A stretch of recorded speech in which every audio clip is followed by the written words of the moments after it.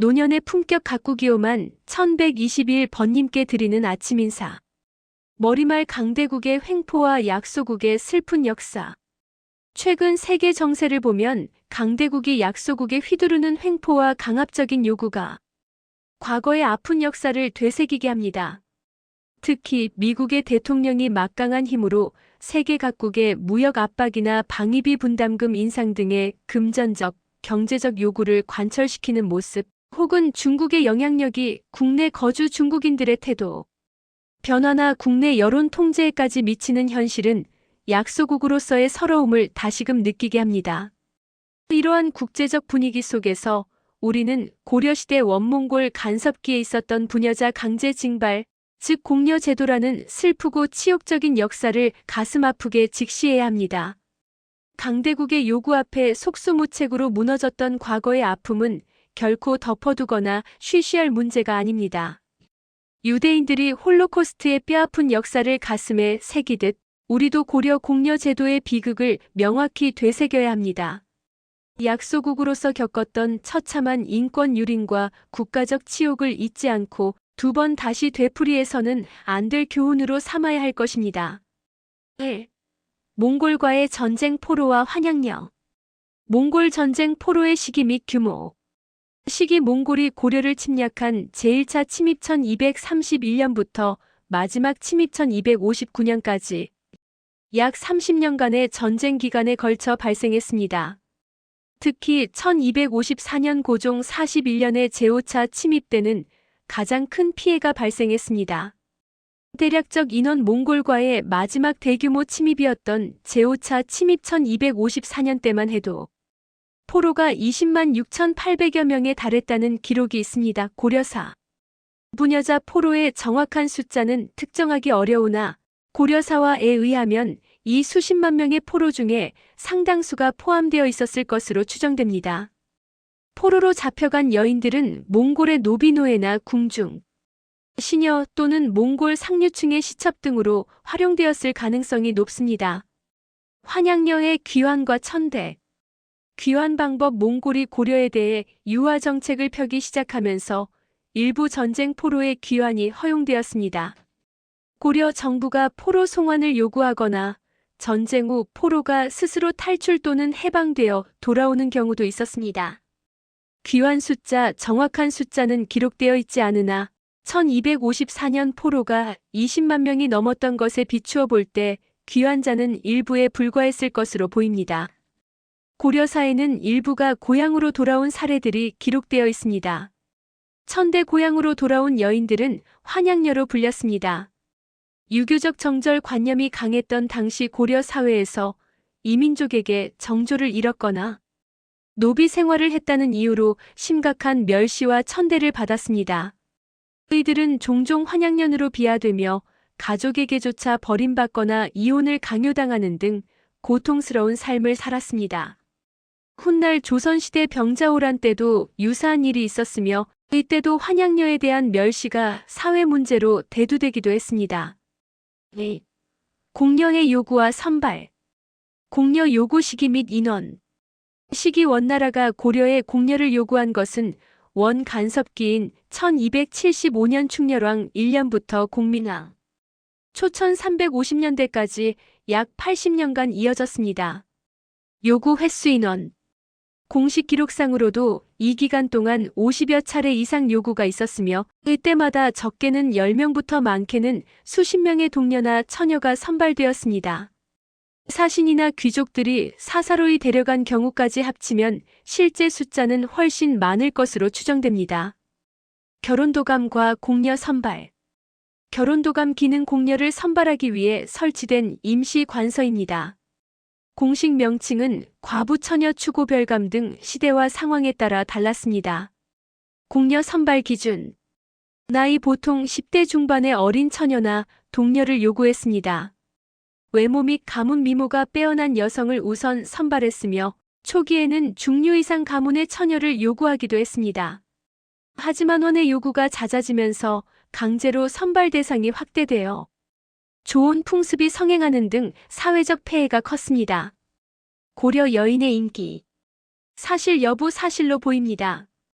고려 여인들은 원나라에서 뛰어난 미모와 더불어 단정한 예의범절 등으로 인해 인기가 높았습니다.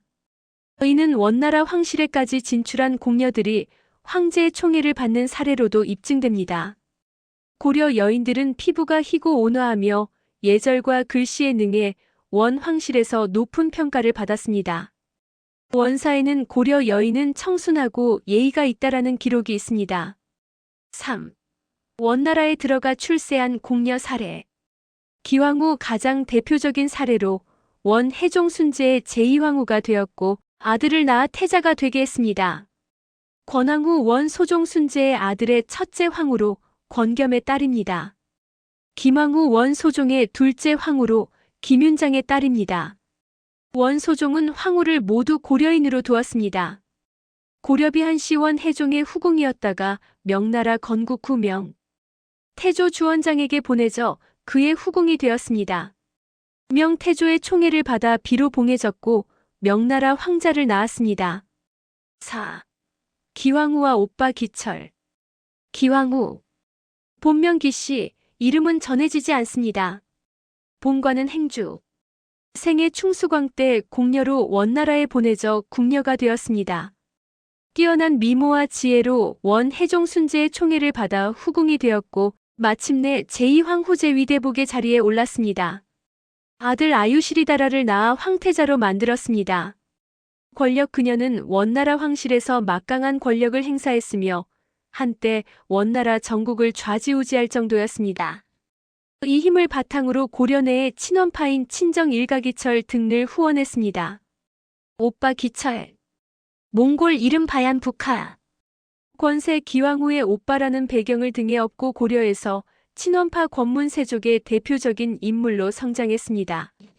원나라로부터 높은 관직을 받고 마치 고려의 왕처럼 행동하며 국정을 농단하고 백성들에게 큰 폐해를 끼쳤습니다.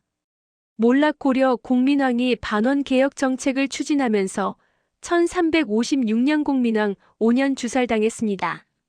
이로써 원 간섭기 권문세족의 상징적인 인물이 제거되고 고려의 자주적인 개혁이 시작되었습니다. 5. 고려 풍습의 유행과 궁녀의 인기 요인. 고려양의 유행. 유행고려 출신 궁녀와 환관들의 활약으로 원나라에서 고려의 풍속과 문화가 유행했는데 이를 통칭하여 고려양이라고 합니다. 고려식 의복, 음식, 모자, 말 등이 원나라 황실과 상류층을 중심으로 퍼져나갔습니다.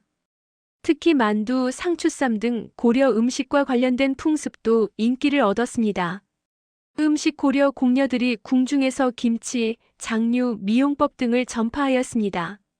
원사 기록에는 고려의 음식은 담백하고 기름기가 적어 귀족 여인들이 즐겼다 는 언급이 있습니다. 의복과 머리 장식. 고려식 비녀, 화장법 연분, 분가루 사용이 유행했습니다. 예술. 궁녀 중에는 악기와 춤, 노래에 능한 여인이 많아 궁중 예능인으로 활동하며 고려학을 전했습니다. 고려 궁녀의 인기 요인. 미모와 자색 공식 기록에서도 언급될 만큼 고려 여인들의 뛰어난 외모가 첫 번째 이유였습니다. 단정함과 예의 유교 문화의 영향을 받은 고려. 여성들의 단정한 예의범절과 품행이 몽골 귀족 사회에서 높이 평가받았습니다. 희소성 및 이국적인 매력 강제적이었지만 이국에서 온 여성으로서의 희소성과 이국적인 매력도 인기에 한몫했습니다. 몽골과 한족 문화 사이에서 새로운 미적 기준으로 각광받았습니다. 6. 궁녀로 인한 양국의 외교적 실리. 궁녀 문제는 고려에게는 국가적인 치욕이자 인권 유린이었으나 외교 관계의 관점에서 양측의 불균형적인 실리는 다음과 같았습니다. 원나라 강대국 입장. 궁중 인력 확보 황실의 궁녀, 시녀, 그리고 고위 관리의 첩 등 인력 공급원을 확보했습니다. 지배의 상징 고려에 대한 정치적 종속과 지배를 상징적으로 확인하고 강화하는 수단이었습니다. 고려 약소국 입장. 현상 유지 노력원의 무리한 요구를 들어주는 대신 원나라가 고려의 국왕과 왕조를 유지할 수 있도록 하는 외교적 타협이었습니다. 공녀 파견으로 군사 침략을 피하고 왕실 혼인 충렬왕 제국대장공주 등으로 자주적 명분을 유지했습니다. 친원 세력 형성 공려 출신이 황실에 진출하여 권력을 얻을 경우의 기왕 후 이를 통해 고려의 친원파가 권력을 얻고 고려의 전국에 영향력을 행사할 수 있었습니다. 이는 내부적으로는 문제가 되었지만 원과의 관계를 유지하는 하나의 통로가 되기도 했습니다. 7. 공려 징발의 사회적 폐해. 공려 징발은 고려 사회에 극심한 고통을 안겼습니다. 딸이 태어나면 이웃에게 알리지 않고 숨기거나 선발을 피하기 위해 조언을 서두르는 풍습이 만연했습니다. 공려로 선발되면 부모와 가족들은 통곡했으며 일부는 자결하거나 피눈물을 흘리다 실명하는 비극적인 일도 기록에 남아 있습니다. 이는 단순한 외교 문제가 아닌 한 나라의 인명과 가정을 파괴한 참혹한 인권 유린의 역사였습니다. 유튜브 압력창에 조선이 벌인 환양렬을 입력하시면 그 단면을 보실 수가 있음. 맺는 말 역사를 거울 삼아 미래를 대비하며 역사는 단지 과거의 기록이 아닙니다. 그것은 오늘의 거울이며 내일을 비추는 등불입니다. 고려시대 공려 제도는 단순한 외교적 기록이 아니라 약 80년간 수많은 고려 여성들의 삶과 가족 그리고 국가의 명예가 무참히 짓밟혔던 인간적인 비극이었습니다. 전쟁 포로로 끌려갔던 여인들이 돌아와 환양녀라는 이름으로 또다시 사회적 멸시를 당했던 아픈 역사는 강대국의 횡포뿐만 아니라 그 횡포에 제대로 대응하지 못했던 당시 우리 사회의 모순까지 보여줍니다. 우리는 이 슬픈 역사를 통해 강대국과의 관계에서 자주성과 국력을 확보하는 것이 얼마나 중요한지 깨달아야 합니다. 한 개인의 인권과 존엄성이 국가의 힘 앞에서 얼마나 쉽게 훼손될 수 있는지를 확인했기 때문입니다. 이제 우리는 과거의 치욕을 역사적 교훈으로 삼아 미래의 강대국 외교에 대비하고 국익과 국민의 안전을 최우선으로 지킬 수 있는 역량을 키워야 합니다. 뼈아픈 역사적 성찰이야말로 우리 민족이 더 강하고 주체적인 미래를 만들어 나갈 수 있는 근본적인 힘이 될 것입니다. 역사의 교훈을 되새기며 다시는 그 어떤 힘 앞에서도 국민의 존엄과 여인의 눈물이 짓밟히지 않는 나라, 당당한 대한민국을 함께 만들어가야 하겠습니다. 시청해주셔서 감사합니다.